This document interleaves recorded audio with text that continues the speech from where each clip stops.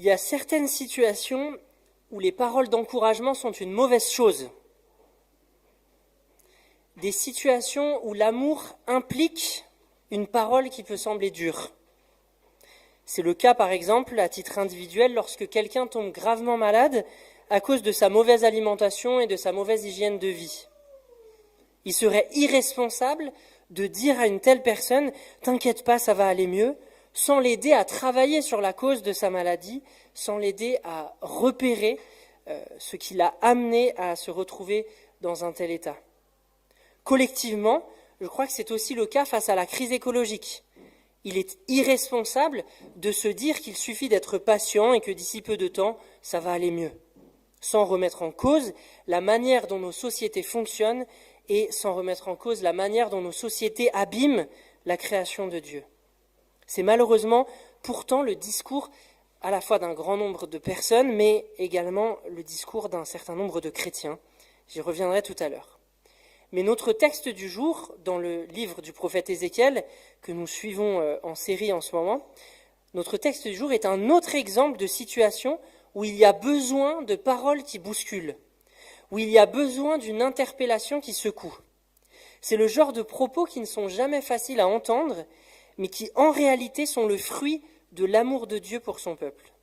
Je vous invite à lire avec moi au chapitre 4 du livre d'Ézéchiel, et on lira le chapitre en entier. Ézéchiel, chapitre 4, mais il n'est pas très long.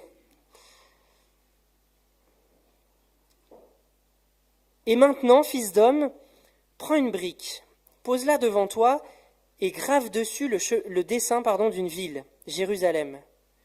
Ensuite, tu mettras le siège devant elle. Tu construiras contre elle des terrassements, tu élèveras contre elle des terrasses de siège, tu placeras des campements en face d'elle et tu disposeras tout autour d'elle des machines de guerre. Puis tu prendras une plaque de cuisson en fer, tu la disposeras comme un mur de fer entre toi et la ville, et tu tourneras ta face contre elle. La ville sera en état de siège, et c'est toi qui l'assiégeras. Tout cela devra servir de signe à la communauté d'Israël. Couche-toi ensuite sur ton côté gauche, étant sur ce côté, tu prendras sur toi le péché de la communauté d'Israël. Tu porteras leur péché autant de jours que tu seras couché sur ce côté-là.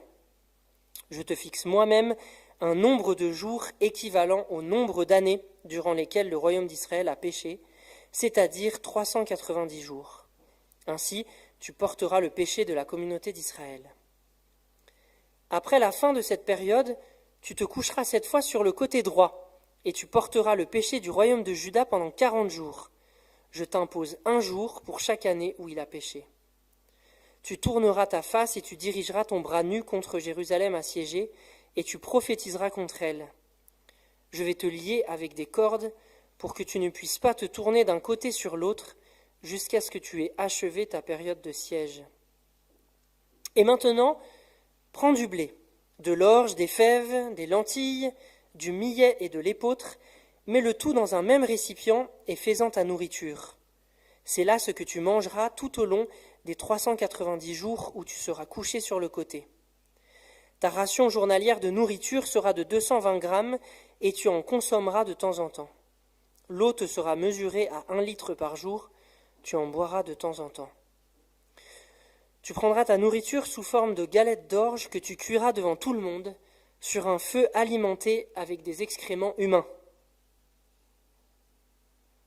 Et l'Éternel ajouta, « C'est ainsi que les Israélites mangeront leur pain impur au milieu des peuples chez qui je les chasserai. » Je m'écriai, « Ah, Seigneur éternel, depuis mon enfance jusqu'à ce jour, je ne me suis jamais rendu impur en mangeant d'une bête crevée ou déchirée par un fauve, et aucune viande impure n'a pénétré dans ma bouche. » Alors l'Éternel me dit, « Je te concède de remplacer les excréments humains par de la bouse de vache pour faire cuire ta nourriture. »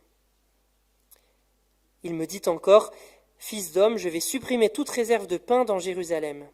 Ses habitants mangeront dans l'angoisse du pain strictement rationné, et ils boiront dans la détresse de l'eau en quantité mesurée. Ils manqueront de pain et d'eau, ils seront tous ensemble épouvantés, et ils dépériront à cause de leurs péchés. » Amen. Je vous invite à la prière. Seigneur, ta parole est la vérité, nous le reconnaissons et nous voulons nous laisser nourrir et nous laisser transformer par elle. Au-delà de ce que nous ne comprenons pas forcément, au-delà des difficultés et des bousculades que le texte peut engendrer, nous nous plaçons en confiance devant toi et nous t'en prions, transforme-nous par ta vérité. Amen. Alors, qu'est-ce qui nous est raconté ici ? Dieu demande ici à son prophète Ézéchiel d'accomplir ce qu'on appelle des gestes prophétiques. On trouve ce type de geste aussi chez d'autres prophètes, notamment chez Ésaïe et chez Jérémie. Les gestes prophétiques, ce sont des actes que le Seigneur demande aux prophètes d'accomplir pour communiquer un message, pour transmettre un message de la part de Dieu. Ce sont donc des actes qui servent de signe pour les destinataires, des actes quelque part qui viennent soutenir et illustrer les paroles que les prophètes transmettent de la part de Dieu. C'est un peu ce que dit le proverbe, qu'un dessein vaut mieux qu'un long discours. Et bien là, ces actes prophétiques servent de dessein pour illustrer le message, la parole, l'interpellation que Dieu veut transmettre à son peuple à travers le prophète. Et on pourrait identifier ici dans ce texte deux gestes prophétiques principaux que Ézéchiel accomplit. Et les deux sont liés l'un à l'autre, on va en reparler. Le premier geste, qui est peut-être le moins étonnant des deux, Dieu demande à Ézéchiel de graver le dessin ou la carte, on ne sait pas trop, de Jérusalem sur une brique en argile. Et puis, il lui demande d'assiéger Jérusalem, donc symbolisée par cette brique en argile, en élevant contre elle des terrassements, en l'assiégeant avec des engins de siège, qu'Ézéchiel a dû certainement fabriquer en miniature pour assiéger cette brique en argile sur laquelle il avait dessiné le dessin ou la carte de la ville de Jérusalem. Cette pratique de dessiner des cartes de villes sur des tablettes en argile n'était pas du tout habituelle en Israël, mais c'est quelque chose qui était très répandu dans l'Empire babylonien. Et je vous rappelle qu'au moment de notre texte, Ézéchiel n'est déjà plus à Jérusalem. Il a été déporté en 597 avant Jésus-Christ dans une ville de l'Empire babylonien. Et donc il reprend cette pratique, à la demande de Dieu, de dessiner une carte de Jérusalem sur une tablette d'argile. On va afficher, alors c'est pas la carte de Jérusalem dessinée par Ézéchiel, mais c'est une tablette d'argile de l'Empire babylonien avec une carte de la ville de Houma, et c'est une tablette d'argile qui se trouve au musée du Louvre. Donc vous voyez, c'est juste pour donner une idée à peu près de à quoi pouvait ressembler ce qui se faisait à l'époque et ce qu'Ézéchiel a dû faire sur la demande de Dieu de dessiner une carte de Jérusalem sur une tablette d'argile. Là aussi, c'est une tablette d'argile sur laquelle a été dessinée donc la ville de Houma. Et puis, pour continuer ce geste, Ézéchiel doit aussi mettre une plaque de fer entre lui et la ville, qui symbolise la séparation qu'il y a à cause du péché entre le peuple de Dieu, entre Israël et Dieu. Dieu dit qu'il va refuser d'écouter leurs prières, va refuser de les libérer de l'attaque babylonienne à cause de leurs péchés, parce qu'ils se sont détournés de Dieu, et tant qu'ils ne reconnaissent pas leur faute, et tant qu'ils ne reviennent pas à Dieu, Dieu refusera d'écouter leurs prières et de les libérer de ces attaques babyloniennes qu'ils ont déjà subies et qu'ils vont continuer à subir dans les années qui suivent. Et puis, deuxième geste, là, pour le coup, très étonnant, très surprenant même, Dieu demande au prophète de se coucher 390 jours, je ne sais pas si vous vous rendez compte, c'est plus d'une année, 390 jours sur son côté gauche, et puis 40 jours sur son côté droit, chaque jour symbolisant le nombre d'années pendant lesquelles Israël a péché. Donc à chaque fois, vous voyez que les gestes ont un sens symbolique, ils signifient quelque chose, ils sont les signes de quelque chose que Dieu veut dire à Israël. Et là, notamment, les jours symbolisent les années pendant lesquelles Israël a péché. Ce geste, je le disais, ce n'est pas un geste complètement séparé du premier, du dessin sur la tablette d'argile et du siège de Jérusalem, parce que pendant toute cette période où le prophète doit rester couché, et où il devra rationner sa nourriture et son eau, il s'agit toujours pour lui de mener le siège contre Jérusalem, symbolisé par la tablette d'argile. Donc tous ces jours où il est couché sur le côté, il continue symboliquement d'assiéger Jérusalem sur la tablette d'argile. Et donc, on l'a lu et je viens de le redire, il devra pendant cette période où il est couché rationner son eau et sa nourriture. Là encore, c'est un signe, c'est pour symboliser le manque de pain et d'eau que Jérusalem subira pendant le siège. C'est un des buts dans la guerre, quand on assiège une ville, c'est de la couper de toutes les relations extérieures. Et donc pour se nourrir, on n'a plus que les réserves internes à la ville, et au fur et à mesure que les réserves s'amenuisent, on a de moins en moins de nourriture et d'eau, et il faut rationner le pain et l'eau.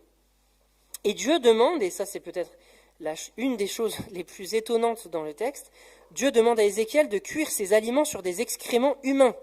Là encore, c'est un signe, c'est pour symboliser ce que les Israélites vivront lorsqu'ils auront été déportés dans d'autres nations. Ils mangeront de la nourriture impure parce qu'ils ne seront plus chez eux et qu'ils vivront au milieu de nations qui mangent de la nourriture impure parce que dans leur culture et dans leur propre religion, ce n'est pas interdit. Mais les Israélites se retrouveront donc contraints, au moins en partie, de manger de la nourriture impure.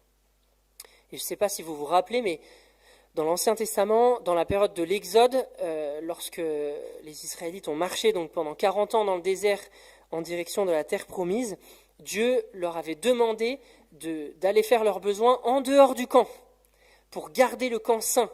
Donc, je rappelle juste ça pour qu'on prenne conscience effectivement du caractère impur que de cuire ses aliments pour un juif, qui plus est pour un prêtre, parce que Ézéchiel est prêtre, de cuire ses aliments et sa nourriture sur des excréments humains. Mais, vous l'avez entendu à la lecture, le prophète conteste cette demande de Dieu que de cuire sa nourriture sur des excréments humains, en disant qu'il n'a jamais rien mangé d'impur depuis sa naissance jusqu'à ce jour, et le Seigneur lui concède effectivement de cuire ses aliments sur de la bouse de vache. J'imagine que pour nous, ce n'est pas beaucoup plus appétissant, mais au moins ça règle ce problème de l'impureté que Ézéchiel met en avant. Et dernier élément par rapport à ce deuxième geste prophétique très bizarre où Ézéchiel va devoir rester couché pendant plus d'1 an, dernier élément, Dieu indique à Ézéchiel qu'il va le lier avec des cordes pour qu'il ne puisse pas se retourner. Alors ça, c'est pas très évident de comprendre ce que ça signifie exactement. Il est possible que ça soit juste une manière métaphorique de parler, parce que Dieu ne va pas venir littéralement lier Ézéchiel avec des cordes. Donc il est possible que ce soit une manière métaphorique de parler d'une paralysie, que Dieu va provoquer une paralysie chez Ézéchiel, de sorte qu'il restera couché pendant tout le temps prévu par Dieu, d'abord d'un côté pendant 390 jours, puis de l'autre pendant 40 jours. C'est quand même vraiment étonnant ce qui est demandé à Dieu ici. Je le disais, Dieu demande à d'autres prophètes d'accomplir des gestes prophétiques qui sont toujours un peu étonnants parce que c'est le but du geste prophétique, d'interpeller les gens qui le voient. Dieu demande par exemple à Ésaïe de marcher pieds nus pendant 3 ans à Jérusalem. Donc vous voyez, c'est toujours des choses un peu décalées pour interpeller la population. Mais quand même, marcher pieds nus pendant 3 ans, c'est pas la même chose que de rester paralysé au sol pendant 390 jours et de cuire ses aliments, soit sur des excréments humains, soit sur de la bouse de vache. Et puis il n'y a pas que ça. Rappelez-vous, dans les chapitres précédents d'Ézéchiel que nous avons lus, Ézéchiel a vécu plusieurs périodes mutiques où il ne pouvait plus parler. Et puis plus loin dans le livre d'Ézéchiel, on apprend que sa femme va mourir, et sa femme meurt effectivement ensuite, et Dieu demande à Ézéchiel de n'exprimer aucune émotion, et de refuser de vivre une période de deuil, et de refuser la nourriture que ses voisins vont lui amener pour vivre le deuil. Alors certes, à chaque fois, c'est Dieu qui lui demande, c'est Dieu qui le rend mutique, c'est Dieu là qui va le paralyser ou le lier avec des cordes, mais c'est quand même interpellant que Dieu demande tout ce genre de choses à Ézéchiel et pas à d'autres prophètes. Ce caractère surprenant des gestes prophétiques accomplis par Ézéchiel, on fait penser à certains que Ézéchiel souffrait peut-être d'un trouble d'ordre psychologique, voire psychiatrique, dont Dieu s'est saisi pour transmettre sous une forme particulière et adapter peut-être au trouble d'Ézéchiel ces messages au peuple d'Israël. Alors c'est difficile de trancher et ça fait d'ailleurs débat, donc prenez ça avec des pincettes. J'affirme pas ça comme une vérité, le fait que Ézéchiel aurait eu un problème, un trouble mental d'un certain ordre. Ça fait débat et c'est toujours difficile de poser un diagnostic juste sur la base d'un texte sans avoir la personne en face et de voir vraiment comment elle vit au quotidien. Mais je le mentionne quand même parce que je trouve intéressant, si c'est vrai, que Dieu ait pu se saisir de quelqu'un qui aurait eu peut-être un trouble d'ordre psychologique ou psychiatrique, mais que Dieu se soit quand même saisi de cette personne pour accomplir un ministère très important, hein, le ministère d'un homme qui écrira la parole de Dieu et qui parviendra jusqu'à nous, un ministère de prêtre et de prophète. C'est quand même intéressant de voir si c'est vrai, comment Dieu peut se saisir de nous tels que nous sommes et nous utiliser tels que nous sommes avec nos fragilités et nos faiblesses pour accomplir son plan, pour transmettre même ses messages à son peuple. Toujours est-il, et ça c'est certain, que ces gestes prophétiques sont quand même très, très surprenants. Mais alors, quel sens leur donner ? Quel sens donner à ces gestes prophétiques, à ces deux gestes prophétiques, vous l'aurez compris, qui fonctionnent ensemble ? Quel sens leur donner ? Il me semble que pour bien comprendre ces gestes prophétiques, il nous faut nous remémorer quelques éléments historiques du contexte dans lequel Ézéchiel accomplit ces gestes. On va faire un tout petit peu d'histoire ensemble, ce sera peut-être des rappels de choses qu'on a déjà dites dans les prédications précédentes.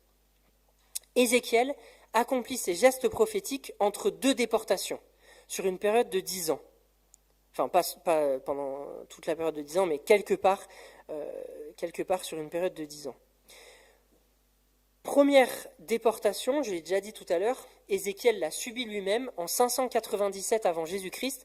Nabuchodonosor, empereur de l'Empire babylonien, attaque Jérusalem, assiège Jérusalem, parce que le roi de Juda s'était rebellé contre lui quelques années auparavant, et pour mater cette rébellion, Nabuchodonosor vient attaquer Jérusalem. Il assiège Jérusalem en 597 donc, et il déporte 10 000 personnes de l'élite de Jérusalem, des dirigeants de Jérusalem, dont Ézéchiel fait partie en tant que prêtre, et avec 10 000 autres personnes, donc Ézéchiel est déporté quelque part en Babylonie. Et c'est donc après cette déportation, donc après 597 avant Jésus-Christ, que Ézéchiel prophétise ses premiers chapitres du livre là que nous lisons, et c'est après 597 qu'il accomplit ces deux gestes prophétiques. Mais c'est avant 587, donc vous voyez dans cette période de 10 ans, parce qu'en 587, Jérusalem sera de nouveau assiégée, cette fois-ci le siège sera plus violent, et le temple sera même détruit. Le temple de Jérusalem va être détruit en 587 avant Jésus-Christ par Nabuchodonosor. Et un plus grand nombre de personnes encore vont être déportées, et c'est ce siège-là, de 587, qu'Ézéchiel prophétise à travers ces gestes-là. Donc il transmet ce message quelque part entre 597 et 587, entre ces deux sièges de Jérusalem par l'Empire babylonien.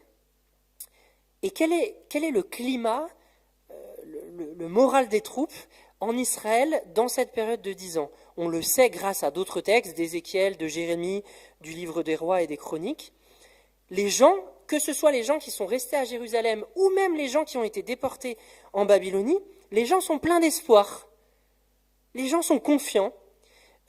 Ils sont confiants parce que l'Empire babylonien est en train de vivre, je ne rentre pas là dans les détails, mais l'Empire babylonien est en train de vivre des difficultés politiques, des défaites militaires à droite à gauche, et certains Israélites, et notamment la classe dirigeante à Jérusalem, restée à Jérusalem, ils pensent que l'Empire babylonien va bientôt tomber, et que donc ils vont se retrouver libérés du joug babylonien, et que les déportés de 597, les 10 000 déportés dont Ézéchiel font partie, vont être libérés et vont pouvoir revenir, que c'est une affaire juste de 2 ans peut-être, et que tout va aller mieux. C'est ça le climat à cette époque-là, et c'est dans ce climat-là que Ézéchiel accomplit ces deux gestes prophétiques pour dire « mais non, ça ne va pas aller mieux, parce que vous ne vous êtes toujours pas détourné de vos péchés, vous n'avez toujours pas pris conscience de l'injustice que vous commettez. Vous n'avez toujours pas reconnu l'idolâtrie dans laquelle vous êtes entré, vous ne vous en êtes pas détourné, et la situation ne va donc pas s'améliorer. » Les gens ne comprenaient pas, en tout cas une majorité d'Israélites, ne comprenaient pas que c'était Dieu lui-même qui avait envoyé Nabuchodonosor contre eux pour les punir de leur injustice et de leur idolâtrie, et que la paix ne reviendrait qu'à condition qu'ils fassent demi-tour, qu'ils se détournent de leurs péchés, qu'ils reviennent à Dieu, qu'ils se reconsacrent à Dieu. Pas de paix qui reviendrait sans cette conversion, cette repentance de leur part. Et donc le message d'Ézéchiel, là, dans ce contexte, prend tout son sens. Le but de Dieu n'est pas d'enfoncer son peuple à travers ses gestes prophétiques et ses annonces de malheur qui vont encore arriver. Le but de Dieu n'est pas d'enfoncer son peuple qui vit déjà dans une situation délicate, mais de réveiller son peuple de son orgueil, de réveiller son peuple de cette confiance abusive dans l'avenir pour que son peuple opère un véritable retour à Dieu. Dieu le dira très clairement dans les chapitres qui suivent à travers son prophète. Je vous lis juste un verset du chapitre 18 où Dieu dit « Pensez-vous que je prenne le moindre plaisir à voir mourir le méchant ?» demande le Seigneur l'Éternel. « Mon désir n'est-il pas plutôt qu'il abandonne sa mauvaise conduite et qu'il vive ?» Voilà le but de Dieu à travers ces gestes accomplis par Ézéchiel, que le peuple abandonne sa mauvaise conduite et qu'il vive. Le but est de casser le faux espoir des premiers déportés et de ceux qui sont restés à Jérusalem pour dire non, ça ne va pas aller mieux parce que vous continuez de vivre comme si Dieu n'existait pas. Vous continuez de pratiquer l'injustice et d'adorer de faux dieux. En méditant ce texte, pour travailler la prédication d'aujourd'hui, cette semaine, je n'ai pas pu m'empêcher de penser à certains discours de déni que l'on entend face à la crise écologique actuelle. À certains discours qui font montre d'une confiance abusive dans l'avenir. Tout comme les signes de faiblesse de l'Empire babylonien ont fait croire à cette époque aux faux prophètes que la crise babylonienne serait de courte durée, Donald Trump, par exemple, a remis en cause le réchauffement climatique en décembre 2017. Il l'a fait à de nombreuses reprises, mais il l'a fait notamment en décembre 2017, simplement parce que les États-Unis traversaient à ce moment-là une vague de froid. Et certains chrétiens utilisent aussi, à tort, me semble-t-il, des passages bibliques pour nourrir cette confiance abusive dans l'avenir. Pour se dire que ça va bien aller, qu'il n'y a rien à faire, qu'il y a juste à attendre et que d'ici quelques années, tout va rentrer dans l'ordre et que ça ira mieux. Je cite un exemple de Samuel Furfari, un auteur évangélique belge, qui écrit « Avoir peur du climat », il a écrit ça dans un article assez récent de Christianisme aujourd'hui, il écrit « Avoir peur du climat, c'est ne plus croire que Dieu contrôle l'univers ».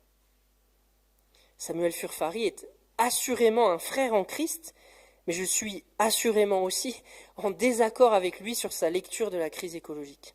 Je ne peux pas m'empêcher de faire le parallèle avec la situation des contemporains d'Ézéchiel. C'est comme les contemporains d'Ézéchiel qui auraient dit à cette époque « Avoir peur de Babylone, c'est ne plus croire que Dieu contrôle l'univers. Et puisque Dieu contrôle l'univers, vous inquiétez pas, tout va bien se passer. » Non, dit Ézéchiel, tout va pas bien se passer. C'est Dieu lui-même qui envoie Nabuchodonosor contre vous, parce que vous vous êtes détournés de Dieu. Je ne peux pas signer cette phrase qu'avoir peur du climat, c'est ne plus croire que Dieu contrôle l'univers. C'est faux. Bien sûr, il ne s'agit pas pour nous de sombrer dans l'angoisse de l'avenir. Et la royauté de Dieu sur l'univers, qui est absolue et totale, doit nous permettre de regarder la situation et de vivre même les situations de crise avec la paix du Seigneur. Bien sûr qu'il ne s'agit pas de sombrer dans l'angoisse. Mais la royauté de Dieu sur l'univers ne doit en aucun cas servir à nous déresponsabiliser ou à nous dispenser de nous détourner de nos mauvaises voies pour revenir à Dieu, y compris dans le domaine de la gestion de la création. Non, la royauté de Dieu, toute réelle qu'elle soit, doit au contraire nous aider à comprendre ce que Dieu veut nous dire à travers les crises que nous traversons, mais elle ne doit pas nourrir une confiance abusive dans l'avenir, comme si, étant roi sur l'univers, Dieu éviterait à l'humanité ou à son peuple de traverser des crises. La bonne nouvelle du texte que nous avons lu, c'est qu'Ézéchiel nous montre qu'il est possible de vivre d'une manière fidèle à Dieu, même en exil, même sur une terre étrangère. Il affirme en effet, on en a déjà parlé, il affirme dans sa négociation avec Dieu sur la manière de cuire les aliments, que même au sein de l'Empire babylonien, loin de sa terre et de son peuple, il n'a jamais mangé de nourriture impure. Le prophète, je crois, préfigure ainsi le Seigneur Jésus, qui, en exil dans notre monde brisé, a vécu une véritable vie humaine, mais sans jamais commettre de péché. La voie nous est ainsi ouverte pour que nous aussi nous puissions vivre les crises de notre époque d'une manière fidèle au Seigneur. La voie nous est ouverte pour que face à la crise écologique, nous nous détournions tout autant de l'idolâtrie de la terre-mère que d'une confiance abusive dans l'avenir. La royauté du Seigneur sur l'univers ne signifie pas qu'il n'y aura pas de crise, mais que Dieu appelle l'humanité à un changement au moyen de ces crises. Comme Ézéchiel, nous sommes en quelque sorte en exil sur une terre étrangère. Comme lui, soyons les témoins vivants des changements que Dieu demande. Amen. Je vous invite à un temps de silence pour recevoir les paroles qui ont été partagées aujourd'hui et je conclurai par la prière.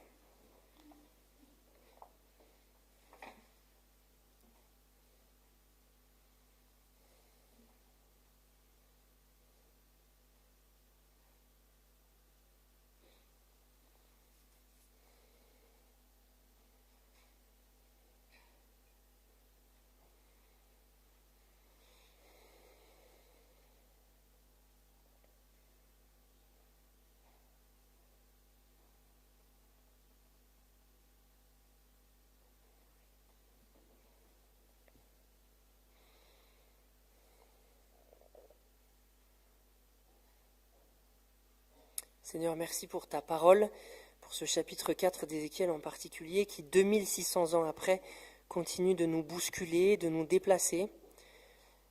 Et merci parce que 2600 ans après, tu continues de nous parler, toi le Dieu vivant, à travers ce texte. Seigneur, pardon pour toutes les fois où nous sommes comme les contemporains d'Ézéchiel, où nous nous servons de ta royauté pour fermer les yeux sur ce que tu veux nous dire à travers les crises que nous traversons avec notre monde. Pardon pour toutes les fois où nous nous déresponsabilisons sur la base de ta royauté et de ton contrôle de l'univers. Pour toutes les fois où nous refusons de changer en disant « mais tout va bien aller » parce que Dieu est au contrôle.